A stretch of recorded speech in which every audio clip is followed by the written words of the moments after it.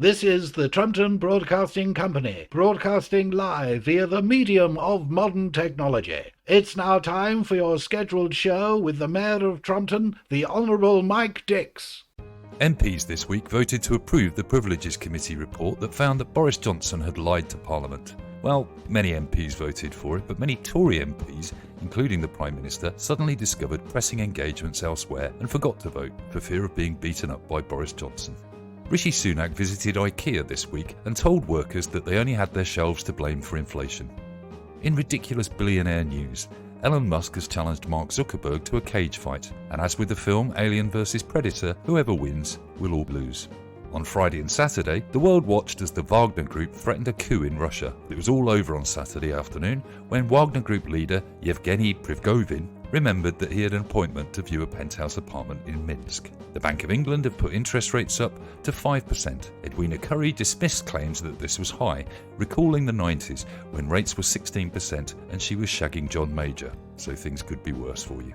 A fake news story this week started that a Surrey teenager identified as a cat. This is not the first time that cats have been involved in a self-identity crisis, as Cats the movie once self-identified as entertainment. And that was the news.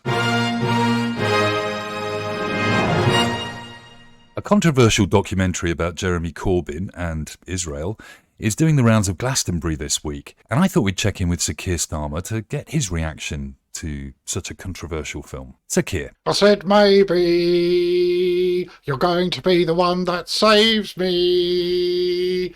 'Cause after... Oh, sorry, Mike. Sorry, I was just getting into the Glastonbury spirit. Are you going to Glastonbury? I am there now. That's fabulous. Did you take the caravan? I did indeed, yes. Yes, a bit of glamorous camping, yes. I've got the caravan, I've got the wellies, I've even got my own toilet. And will you be going to see this controversial Jeremy Corbyn film? No, I won't. No, I don't like much controversy. I tend to be controversial myself, so in response, I have a non-controversial film to show instead. Oh, really? So what's the subject of your documentary? It's the Fast and Furious 10 film. That's not really a documentary, Sir Kier. Oh, it is. I think you'll find it's about the hazards of road safety. Right, okay. And you'll be showing that film, I imagine, on the pyramid stage or in one of the main tents? No, I'll be showing it in the caravan. I couldn't get permission to use one of the stages. Is it a roomy caravan? How many people are going to be able to see this film? We can get 4 in there. Actually, handy being on your programme, because I've still got 3 tickets left. Well, you've sold 1 at least. That's good. No, that's me. There's literally only space for 4 people in there at any one time. Right. And how will you be showing the film in the caravan, Sir Kier? I've got a little DVD player. That's quite highly technical, I imagine. Yes, I'm hoping to be able to get it to play, but don't worry, I've got backup AAA batteries in case the remote goes a bit funny. It sounds like a really exciting project, Sir Kier, and I imagine people that wanted to go and find out what happened to Jeremy Corbyn and why he failed as the leader of the Labour Party will probably go and see that film still, but I'm sure that you'll get your 3 people to come and see yours. Well, I think you'll find, yes, there may be some people interested in the lies about Jeremy Corbyn, but instead they'll be more interested in the rip-roaring adventures of Dominic Toretto and his family as they negotiate certain health and safety things in downtown LA. And if you did become Prime Minister, would you allow fast cars to drive around the streets of London? No, definitely not. No. I think the speed of the cars should be directly reflective to the mood of the country. So how fast would they be going in the UK? About 3. Thanks, Sir Kier. The Bank of England this week put interest rates up by 0.5% to a record high for the last 16 years of 5%. That's affecting many of you in Trumpton and your mortgages. So I thought we'd get local MP Sir Clive Denby in to come and explain what's happening. Sir Clive, these ridiculously high interest rates are causing crippling problems for many residents of Trumpton. What's your government doing about it? Well, I think, first of all, the important thing is for us to recognise that they are crippling. They are terrible. I'm deeply affected by them. You're affected yourself? Yes, it's been a hard time for all of us. We're all in it together, so to speak. How are they affecting you, Sir Clive? It's been awful. It's been awful. I mean, obviously, a lot of my tenants, I've had to put up their rates and have them evicted. And you've had to evict them yourselves? I mean, that must... God, no, I have people do that for me. All right, okay, so... How many people have you evicted this week? Not many. I've tried to keep it down. So far, I think the running tally, I haven't got the exact figures, of course. I've got people to do that for me. But I think it's about 2,000. Right, okay. So obviously you're suffering just as much as... Oh, terribly bad. And is there a way of avoiding these terrible interest rates, Sir Clive? Yes, there is. It's very, very simple. It's basically don't rent to poor people. Right. And as far as the people that you've effectively made homeless, I guess, what should we do with them? Not my business. It's their fault. Should have been able to pay the bills. Should have read the small print. And saved me a lot of bother. You must be left with a lot of empty properties. How are you going to fill them? Oh, it's absolutely fine. I'm renting them out as holiday homes. To Russian billionaires? Yes.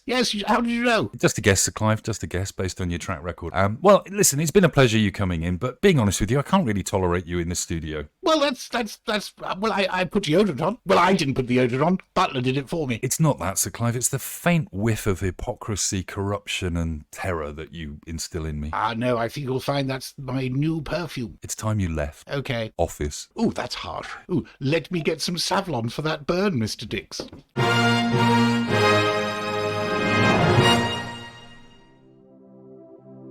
Are you stressed out with life's little worries, like how will you pay the mortgage, or for dinner? Well, catch your breath, relax your mind, and feel 14% less stressed in just 10 days with the new Suella Braverman Mindfulness app. Relax as Suella creates soothing pictures in your mind. Picture a boat. Not a small boat. No, we got rid of them. You're in a proper boat, like a yacht, like Michelle Moans. It's dead classy. Close your eyes and imagine you're at an airport. You're not going anywhere, you're just observing a plane filling up with immigrants on its way to Rwanda. Feels good, doesn't it? experience real freedom. Picture the scene.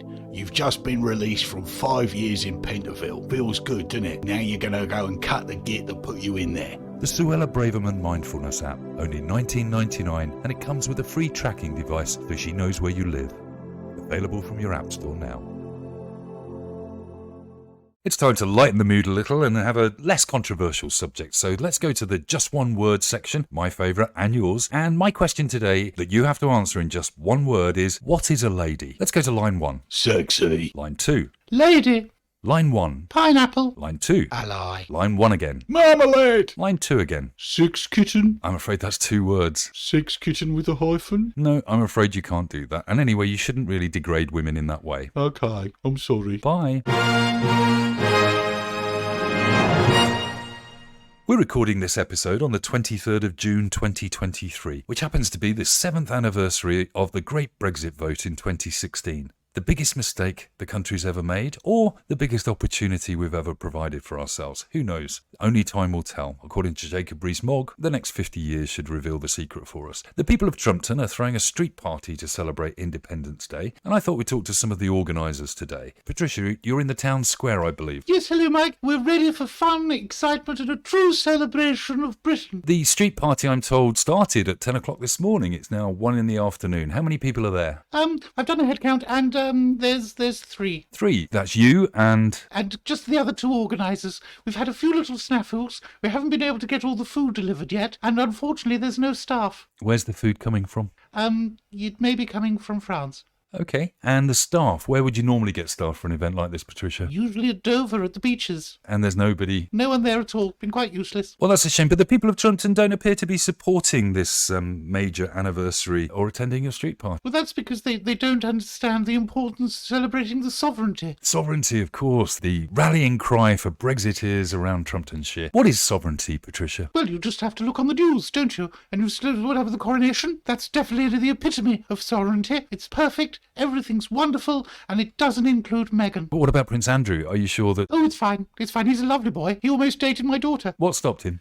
She was too old. Sovereignty really is the power of our parliament to make our own laws and uphold those laws. And we elect parliament, and we've always really had sovereignty, even when we were members of the EU. It's got really nothing to do with the monarchy. You realise that? No, I think you're talking communist talk. Sound a bit lefty, commie, pinko, liberal. No, I think you'll find sovereignty, sovereign, yes, and that means the king. It really doesn't, Patricia. Well, I think you're wrong. Well, look, you enjoy your street party. I'm going to switch over to a call that we've got coming in from somebody that is planning to attend. So let's find out why. Let's go to line 2. Hello, Frank. Oh, hello, Mike. First time caller, long time listener. Yes, of course, Frank. But listen, I've heard on the grapevine that you're attending the 7th anniversary of Brexit. I am indeed. I'm really looking forward to it, Mike. I love a bit of a slap-up feed. Well, it quite surprises me, Frank. I didn't really have you down as a Brexiteer. Well, I'm not, mate. I'm not at all. In fact, I completely ethically disagree with it. In fact, I'm quite hoping not many people turn up so I can take some of the food for other people. Really? That's very kind of you. Where would you be taking the food? Oh, taking it to some impoverished people who are really suffering at this moment in time, people who've actually, been through hard times, struggled a lot and, are struggling financially, emotionally. Just want to help them out. Refugees, migrants, or people suffering from the cost of living crisis? No, Brexiteers. They're in a terrible state. They don't know what they're doing. Well, Frank, that's very charitable of you. I'm sure they'll appreciate a cheese sandwich. It's the least I could do, Let's face it, a good bit of cheddar cheese. Oh, it goes down a storm with these types. I think, Frank, if I were you, I'd take them a brie sandwich. Oh, I love your sense of humour, Mike. Brie! As long as it's Somerset Brie, of course. Thanks, Frank. Thank you. Well, it looks like that 7th anniversary party is a bit of a damp squib, even though the weather's beautiful and there's something to celebrate. And rumours that Nigel Farage will be turning up to give a speech are unfounded, because we've just checked and he's live on his OnlyFans site at the moment showing his feet. And now this.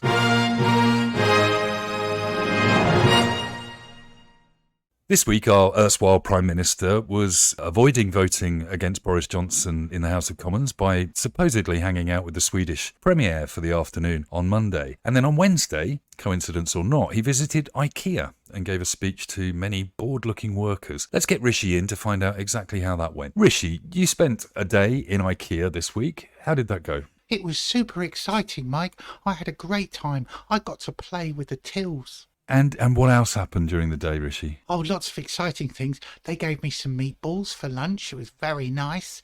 And then afterwards, I learnt about the stacking system, and it's very important. And did you talk about the macroeconomic situation, the fact that interest rates are going through the roof, that inflation really isn't under control when you said that you would halve it by the end of this year? No, I talked mostly with the people about the food. It was really nice. The meatballs? Oh, they were lovely. You can have them with gravy, but it's not proper gravy. It's like Swedish gravy. What did you learn from your experience of visiting IKEA, Rishi? Apart from the fact that the meatballs are lovely, that it's okay to put cranberries with meatballs. I suppose many people would hope that you really had some answers for them about the cost of living crisis, about why you wouldn't support the Privileges Committee when it came to a finding that your predecessor was a complete numpty. But really, you're telling us that we shouldn't worry about that and we should think more about meatballs? Well, there's lots of things we should think about. I've been doing lots of big thoughts about that horrible person who used to be the Prime Minister, who used to pick on me. He picked on me this week. Boris Johnson? Yes. What did he do to you, Rishi? He was cruel. He was nasty. He said nasty things. He said I was a cunt. Do you know what one of those is, Rishi? Yes, and I learnt the correct spelling as well. It's with a K. I see. So it's a piece of IKEA furniture. It is, yes.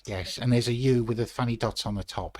That's an umlaut or something. Well, that doesn't sound like a big insult, really, unless it's a completely useless piece of furniture. Well, have you ever been called a piece of flatback furniture, Mike? No, I haven't. I have, and I found it quite disturbing. I'm sure you've got a busy week lined up next week. What's on your itinerary to sort out the cost of living crisis next week? I'm going shopping. Whereabouts? New York. What are you trying to buy? Career. That's going to be very important to you, I'm sure. Unless a career is another piece of flat pack furniture. It is, yes, it is. It's spelt with a K. Well, thanks very much for talking about your sticky meatballs. It's been a pleasure. Thank you, Mike. I've got to go now. It's almost my bedtime. Night, Rishi. Night, Mike.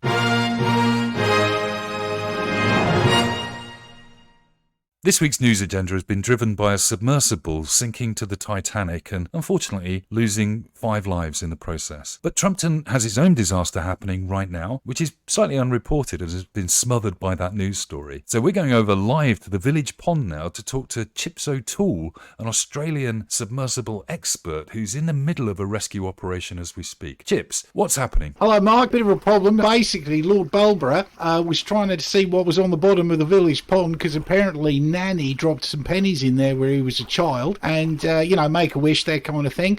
And obviously he wanted to try and get some money back to get through the cost of living crisis to pay for his manor hall. And he built his own submarine to do that. Yep, stupid man. Converting Bessie the steam engine, I'm told, into a submersible. Yeah, not a good plan, mate. The stupid thing is, mate, is that the village pond's only a metre deep and, the submersible that he's built is actually 3 metres tall. He's actually just trapped in a puddle. So there's kind of no risk of him drowning? No, he's not going to drown, mate, but he might run out of oxygen. He's been locked in to the submersible then. Bloody idiot didn't put any WD-40 in there. And I guess his butler, his long-suffering butler, was the guy that bolted him in there. Well, he's in there as well. Yeah, apparently when you're in a deep-sea submersible, you can't make your own tea. Well, it seems like Lord Belborough is in an awful lot of trouble, Chips. What's your plan to rescue him? Oh, it's very simple, really. I'm going to break out the old oxyacetylene torch and just burn him out. Is there a danger that you might set fire to the oxygen inside there and kill Lord Belborough? Nah, he'll be all right. Well, Chips, I hope you give us updates next week. Next week? Mate, this is going to take half an hour. No, it's fine. Just leave him in there for a week. Oh, okay. Thanks very much, Chips, for that. Well, that's about it for our show this week. It's been one of those days where we started this podcast thinking there was nothing funny happening this week, and you've probably just finished listening to it thinking, I agree with them. Thanks very much for listening. Don't have nightmares. You're not in a submarine at the bottom of the ocean.